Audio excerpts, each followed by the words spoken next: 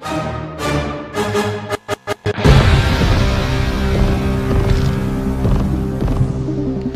up, YouTube? It's your boy Sensei the Glove, the bald head black anime nerd, back with my review of One Piece chapter 942. If you're wondering why I'm not sitting at my desk in my living room, it's because I'm at work. I decided to try to kind of mix this up because I really wanted to kind of get this review out the way. I got a pretty busy weekend, so I probably wouldn't have been able to drop it otherwise. So I got a little time. I'm gonna record the review, yada yada, do my thing. But this chapter, this is a weird chapter. A lot was kind of presented to us, and then not enough was presented to us. So Oda did a good job of coming off break and giving us information and not giving us enough information. So as you guys have already read, this chapter is primarily focused on Yasu and what he has to say to the people of Wano, and what he has to say to Orochi. Obviously, when we last left, that was kind of the cliffhanger. I have some things to say, and everybody is theorizing in the One Piece community. This shit is gonna really shake up Wano to the extreme. And while I do think clearly, as Oda has presented to us, it has shaken things up, more information needs to come out before I can fully grasp what Oda's trying to do here. And I say this because, yes, Yasu has confirmed a couple things that we knew or didn't know, but he also, some of the things that he was stating was things that, at least to my knowledge, we already knew. Like, everybody already knew. Yasu got on, while he was on his execution, stand, stick, whatever, he essentially, the first thing he, wanted people to know is Orochimaru is scum. He is, the Kozuki clan has built up Wano to be as beautiful as it is. Orochi didn't do that. We did that, and he's scum. Him and Kaido are contaminating everything. So let's stop right there. That is something that I feel we already know. We already know that. And I don't know if Oda was doing that as like more of a, yeah, us as the reader know, but the town doesn't know. I don't believe that, because literally as soon as every town that the Straw Hats have entered has had to tell them, yeah, Kaido's waste comes here, so don't eat any of the food because it's contaminated. Don't drink any of the water because it's contaminated. Like, everyone knows that shit is contaminated because of Kaido and Orochi. So that's not news. Why would that shake up anybody or anything? Is confusing to me. Secondly, the next thing that he had to state was that basically Kaido or Orochi, it's implied that Orochi has been blindly leading, or people have been blindly leading Orochi for 20 years. It's implied that what he's done to become Shogun, he isn't deserving of. And I got that from basically the curse that he kind of put on him. I don't know it word for word, but I translated that as, or I got from that, like, you keep hiding behind what you want people to think you are, but you're actually trash, and you will never equate to the person that you're trying to be. Okay, so that can be taken in a whole lot of different ways. It could mean, you probably for 20 years have made people think that you're the rightful shogun and that you deserve this or what have you, but it's all a lie. And this is where I feel we need more information, because yes, we do not know how the shogun came into power. It is just kind of, I guess, assumed that Kaido and the shogun basically usurped Oden, like came in and killed everybody, and now I'm your leader. That was what the assumed situation was. But now with this whole Yasu confession thing, it's kind of moving in a different direction, and we don't know what that is. So this is why I say it's confusing to see why the tone or the attitude of all of Orochi's subordinates would change so drastically. I mean, like really, guys, like, the man has been the Shogun for 20 years. How has no one known how he got to become the Shogun? 20 years. So, a lot of people theorize, well, maybe he has changed everyone's memories. Maybe he lied in the beginning and made it seem like it was an accident, and that he tried to, he was the hero, and now they're believing him. But it doesn't seem like anyone, not just people that are loyal to Kozuki, but it doesn't seem like anyone in Wano thinks that he's a hero. They know that he's trash. They know that the nigga is trash.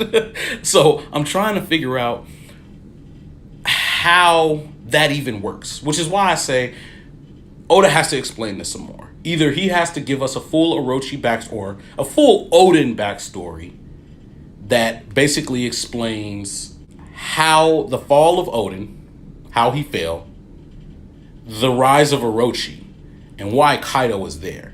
So Oda can do this in many different ways. He can either do it in like an Odin backstory, he can do it in a Kaido backstory, he can do it in an Orochi backstory.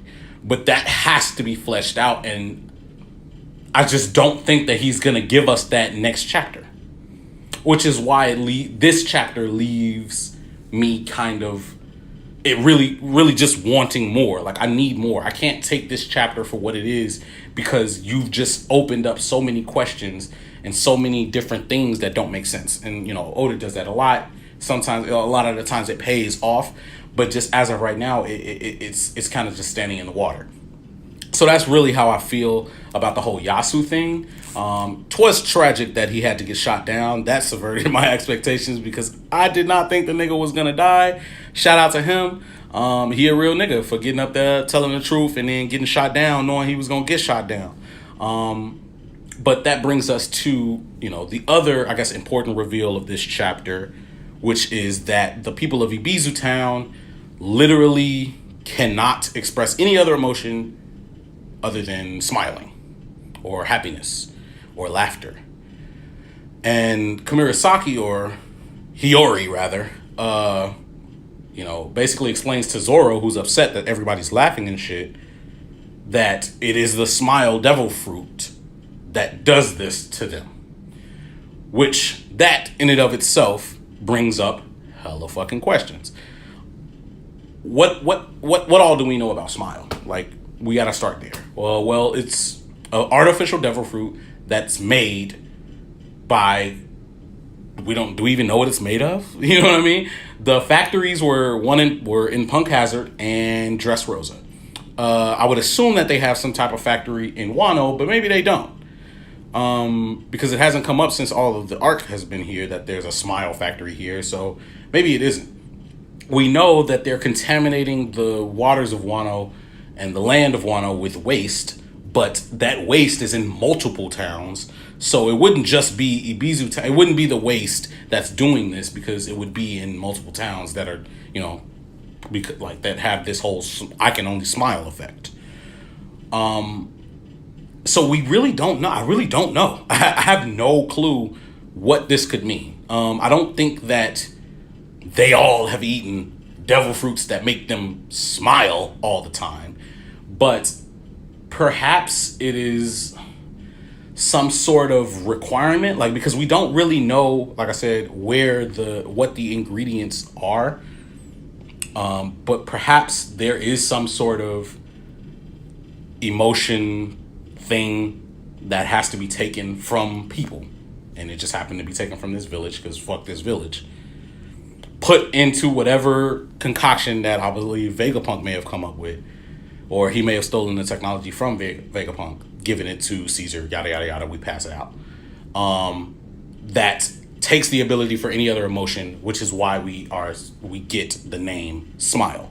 But what I think Oda is really gonna do is give us like a definition for the word smile. Like, smile is probably going to be like an acronym for something. What that is, I have no clue. If you guys have an idea, please let me know in the comments down below, because we can definitely talk about it, because I'm stumped. I'm really stumped. As far as the direction of the Wano arc, because this chapter didn't end how I thought it would, or didn't go how I thought it would, I thought it was going to be some type of clash of people here, but no, it was more of an exhibition. He died. People know things. At this point, it's probably going to be break the regular people out of the prison, come up with a new plan. Luffy breaks out of prison, meets up with everybody. Now we are on the attack. That probably makes the most sense going forward, looking at it. But again, we don't really know. Zoro's upset, but he hadn't made it all the way to the capital. He just saw it from a distance. So we don't really know what's gonna go on from there. Obviously, Oda's hinting at an uproar because now all the people are looking at Orochi like, you fucking fraud. We can't follow you. We can't do this. We can't do that. So it's a sticky situation. Yasu, while giving his speech, basically said, "Hey, nobody ever came for Kaido's head in 20 years. Now's the time for us to do it." It just raises so many questions. Why not? What happened? I need more information. I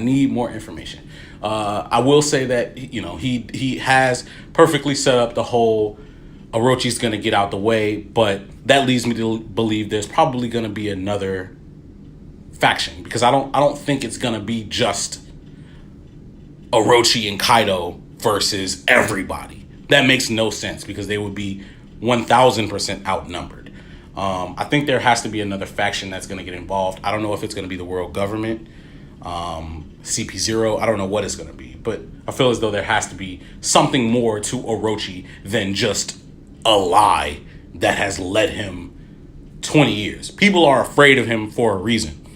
And I don't think that reason is just Kaido, considering the fact that it's alluded that Kaido don't even fuck with him like that. Kaido has his own shit going on. So I just need to know more.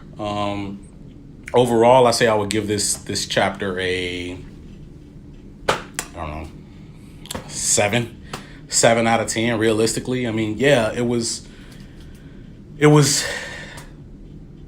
I don't even know, man.